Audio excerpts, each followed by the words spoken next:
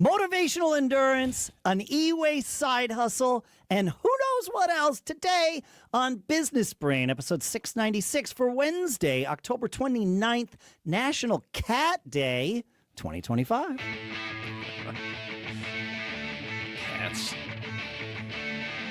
I love cats. Yeah, they're okay. Some of them. They're better than dogs. No way. Greetings, never. folks.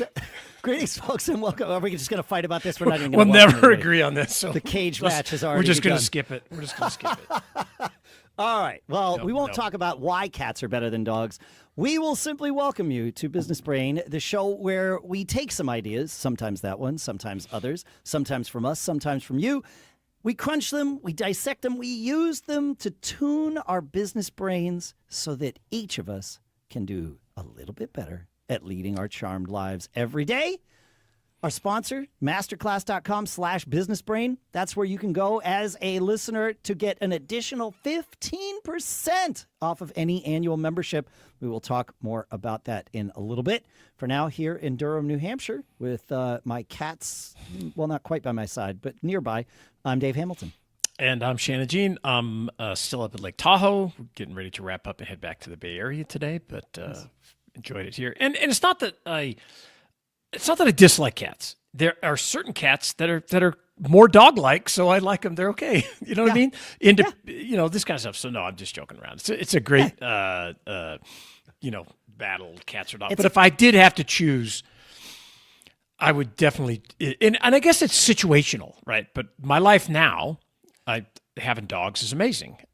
But dogs are definitely needier, and they require more of your mind share and attention than cats do. There's no doubt about it. We've trained our cats pretty well. Our son especially is excellent at like grooming cats in the right way. And our cats love attention. They want to be with us when we're like on the couch, and they sleep with us, and they're like friendly. They're not the kind of cats that want to be at arm's length, and you try to pat them and you can't. Pet me with your eyes. Yeah. Yeah, right. No, they want pats. My cat will demand that I spend time on the floor with him every day. That's cool. But if I want to go out for 12 hours, Yeah, I just that's it. leave the Yeah, house. that's the problem with the dog. Right. They're like, what? You can't leave us for you more can't than leave us and 2 you can't. hours. Like, No, exactly. no. So, Yeah. Robert wrote in with this interesting thing. So I'm just Okay, going cool. I'm going to ripcord this conversation here. Do it, He says, do it. I love the last episode. It had me grinning the whole time. I thought I'd share a little side hustle hobby of mine that's been part of my DNA since childhood. Back in the late 60s, my neighbor, Richard von Wagner, I think, was the chief officer for the radar development team at Fort Monmouth, which is now Netflix's headquarters. He taught me how to fix our family's old 13-inch black and white Zenith TV. The tube would burn out constantly, so I'd lug it down the hill, and he'd walk me through testing and tweaking the circuitry. That lit the fuse, so to speak. Soon, I was tearing apart my dad's amplifiers, rigging them to my Harman Kardon stereo, and blasting the B-52's Rock Lobster so loud the cops showed up. Not because of complaints, but because they could hear it from nearly a mile away. Fast forward to art school in the late 80s, where I built my first computer from scratch. When the desktop revolution hit, I was perfectly positioned to launch my career as a graphic designer and art director, working with major ad firms and big-time brands in New York City. Nice. Tech wasn't just a tool, it became part of how I created. Advertising is all about standing out, and one of the best ways to do that is by living on the bleeding edge. I've always done that, both in my art and my hobby. What started as a personal passion quickly took on a life of its own. I found myself beta testing for Adobe and FileMaker Pro, then later on with Apple in a side hustle. That's a story for another day. Eventually, I was testing new tech products and reviewing gear for the MyMac podcast. These days, he says, I'm not building electronics, I'm dismantling them. I post in the local Facebook groups asking for old gear that's headed for the trash. I pick it up for free, strip out the valuable parts, sell them if I can, and sort the metals. There's a local dump here that pays for recyclable components like motherboards. I usually walk away with $30 to $75 per haul, just enough to cover gas or grab an appetizer on the way back. Some months I make up to $700 selling the parts. I'm not sure what I enjoy most about doing what I'm doing. The joy of taking stuff apart, the satisfaction of keeping e-waste out of landfills, or the pocket change that makes it all worthwhile. It's hard to say, but it's fun. It's purposeful, and I'll keep at it until the junk runs dry. That's cool. I'd say he's also good, has some writing skill there too. He's a good storyteller. Cool. Yeah, for sure. That's Yeah, awesome. yeah. I love that. I mean, side hustles, and I like to refer them as, evergreen revenue streams, because I think you can lean into them forever. So it just sounds like, my friend here. And, there's just so much opportunity around us that, and I love the idea of keeping stuff out of the landfill is great. And, doing it as a second career, I can't imagine ever stopping. What would you do? So what would you do with your time if you didn't have something going on? So side hustle's perfect when you're young, and just getting started, doing stuff to make extra money in your career or whatever your business thing's going on. And then as you get older, and if you have more time on your hands, I love it, dude. Yep. It's really good. Yep. Really, really cool. That's great. Yeah. I love that. But you're right. It's really important, I think, to think about what would you do if you didn't need to earn money? And the question and the answer to that is whatever the answer is, start doing that today in a limited capacity, right? So that you build it up to a point where it just naturally kind of takes over. Because otherwise, retirement, whatever that looks like, gets super expensive. Because as soon as you stop spending your time earning money, I like if I were to be told, okay, you're done working, you can't do any of that stuff anymore, I'd be like, well, I guess I'm going to travel a bunch. And now I'm spending money because you don't want to be bored. Boredom is the enemy. Oh, boredom! No, boredom it's not is the allowed. enemy. Totally. Yeah. Right. Yeah. Right. I agree. And the thing I like it too is when I had new employees come on and get them going and set them up in their tech lab in their area. One of the questions I would always ask was, so what are your interests? What are you interested in? What do you want to do beyond this? And sometimes I kind of look at you like funny, but I learned from a guy that I worked for in college. It was like my last real job at a company called the Mac Garage. And he said to me, and I think it leads in well to what I want to talk about in a little bit. He said, hey, you've got to find something extra that interests you to kind of keep your motivation going when things get rough or whatever. And he was like, what is it? And he wouldn't let go. I was like, I don't know. Nobody's ever asked me that before at a job. And so for me, finally, it was like, well, I want to learn about the internet and online. I didn't really know anything about it and what's happening. And it was like, Robert said, it was perfect timing for that. And so I think all of us are just, I don't know how you're wired, but there's a woman in my mastermind that she bid on a government auction, bought 2 pallets of books for $1 and spent all summer just selling them on eBay and made $5,000.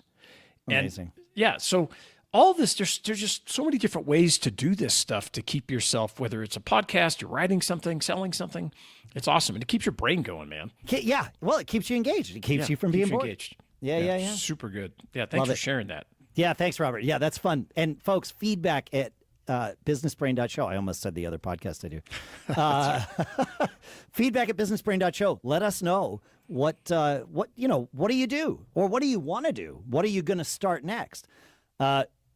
Speaking of feedback, we are going to need our Goodwin55 to write in so that we know how to find you, because you just sent in a great review. I think a great review. Nice. 5 stars on Apple Podcasts. Sorry, I said our Godwin. It's our Goodwin is what I'm reading here. Great show. I discovered your show a couple of episodes ago. I enjoy it very much. Thank you for sharing. Well, thank you for sharing. We love the reviews. It's great. We love all kinds of things. I do want to talk about motivational endurance. The next thing that we're going to talk about is our sponsor. And here's the thing. We know as entrepreneurs that we're always learning, right? Not just from our mistakes, although that certainly is a good way. But sometimes it's great to learn from the best to become your best. And that's exactly what both Shannon and I get from our sponsor, MasterClass. I've been loving Wayne Gretzky's class on the athlete's mindset, because whether you're on the ice or in the office, greatness is all about anticipation and follow through. And then I jumped into Martha Stewart's Think Like a Boss, Live Like a Legend. And now I can approach my to-do list with the same authority that Martha brings maybe to a Thanksgiving centerpiece. And Rich Paul's Deal Maker's mindset That one should come with a cape, man. It makes negotiation feel like a superpower because it is. With over 200 classes across 13 categories, you can fit learning into your schedule, whether it's during your morning routine or between client calls. And with plans starting at just $10 a month, it's an easy way to upgrade your thinking and live your own charmed life. So if you're ready to build your skills, boost your mindset, and maybe become slightly even more legendary than Martha, join me by using MasterClass. Right now, our listeners get an additional 15% off any annual membership at masterclass.com/businessbrain. That's 15% off at masterclass.com/businessbrain, masterclass.com/businessbrain. Plus, every new membership comes with a 30-day money-back guarantee, so there's no risk. Check it out. Our thanks to MasterClass for sponsoring this episode. All right, Shannon. Motivational endurance, my friend. Yeah, I love the MasterClass, man. There's so much content there that is so valuable. I talked about the Liquid Death guy, and then Mark Cuban has some new stuff up there. Really, really great. I just see this comment. You see the comment in the chat there too? No. From this guy said, "I'm retired and my new revenue stream is doing great. It's going so good. I'm typing this from my hotel room in Paris."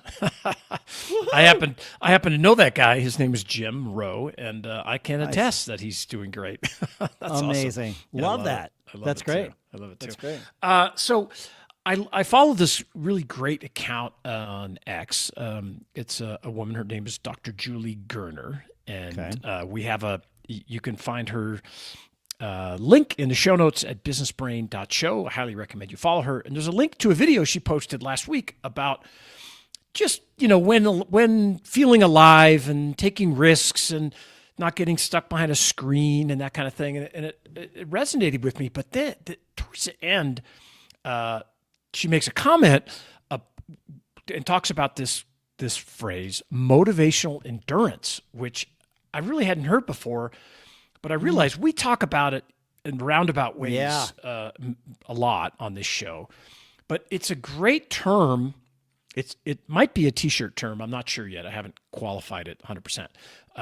If you're just listening, if it's, I can tell if it's ready to go on a T-shirt, it's going to be in my lexicon, for sure. But motivational endurance is, when you're first starting out a business and you're getting going and everything's exciting and you're solving problems.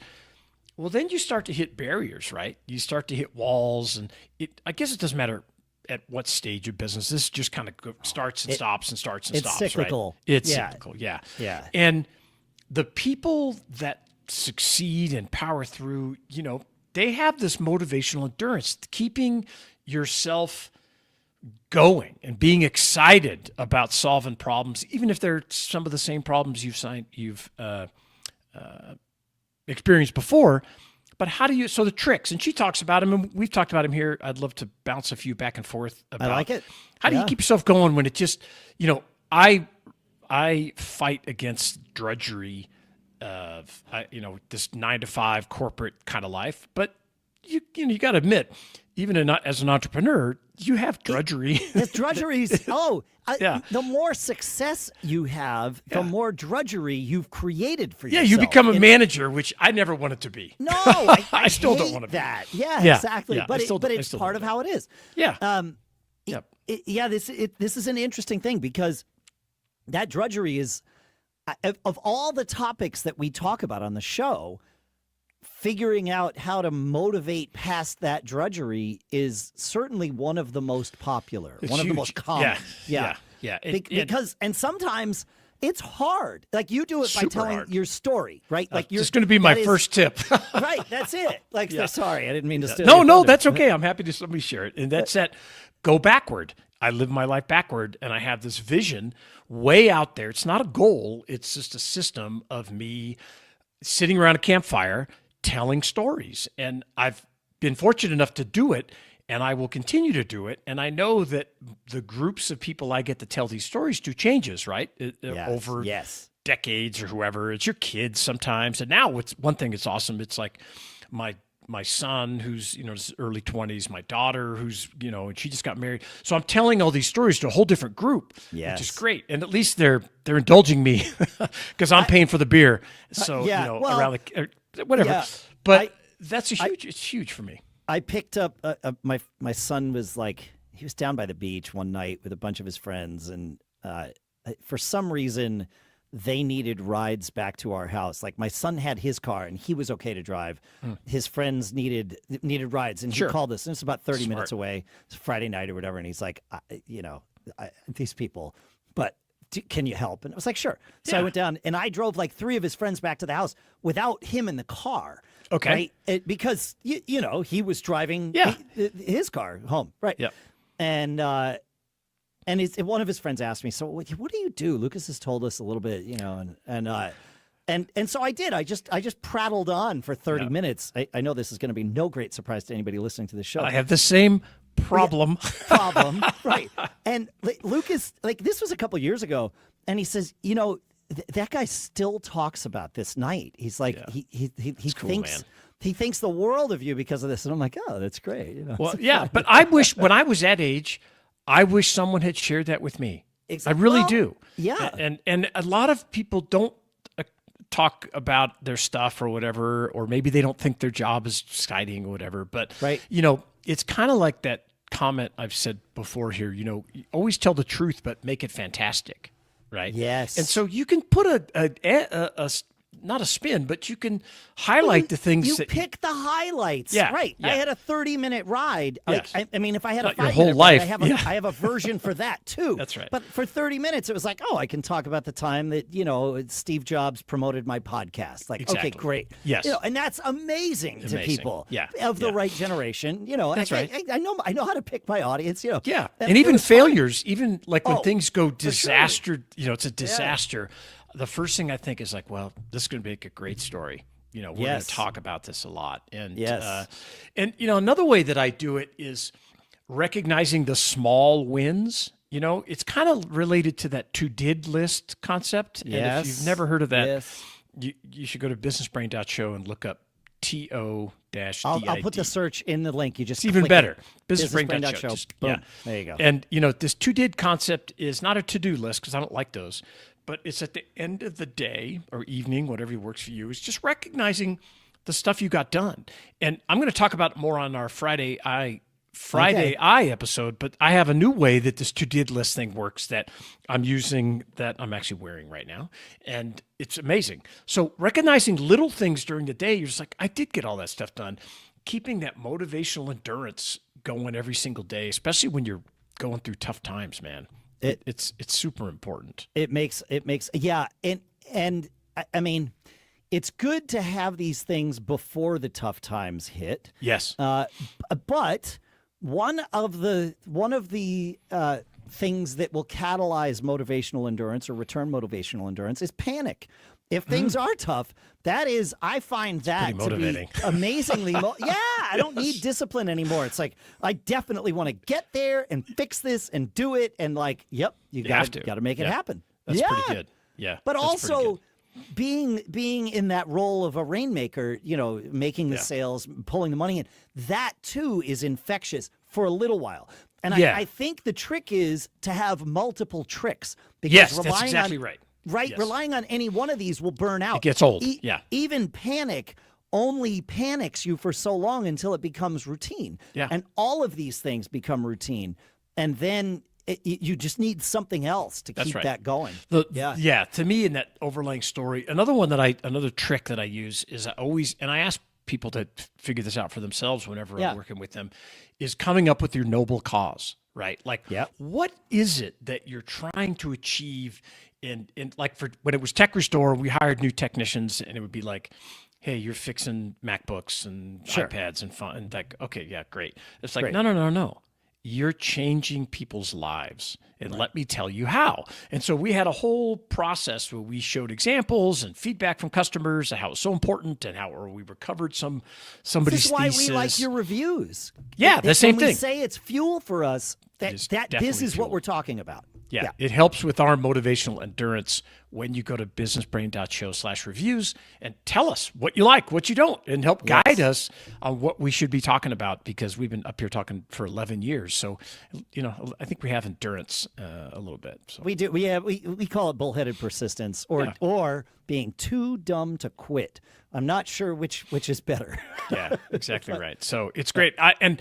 I'd love to hear your stories. I have a bunch of other stuff, but come follow me on X, x.com/ShannonGene or x.com/Dave Hamilton. We tell these stories all the time, what motivates us. And a lot of the stuff we do, like the things we say here, when I'm telling you, I'm really telling myself. I'm repeating it for my brain to listen to. And yes, I'm sharing it and, to this audience, but when the language is huge, man. When we argue about, which one of us is the one who's learning the most, it's because we're here feeding ourselves. That's right. And hopefully, and I mean, you confirm this too, folks, but hopefully it helps all of us. Like Robert's side hustle. Exactly. It's the same thing. This keeps your brain going. Fuel. I look forward to it every week. It's over the years, it would be so easy to be like, I'm too busy, I can't record this week. But we've always done it, and I always value it and appreciate it, and I always learn the most. I learn just a little bit more than Shannon every single week, and have the receipts to prove it. My cat will confirm. Yes. Thanks for listening, folks, and we'll see you on Friday. Keep living that charmed life. See you later.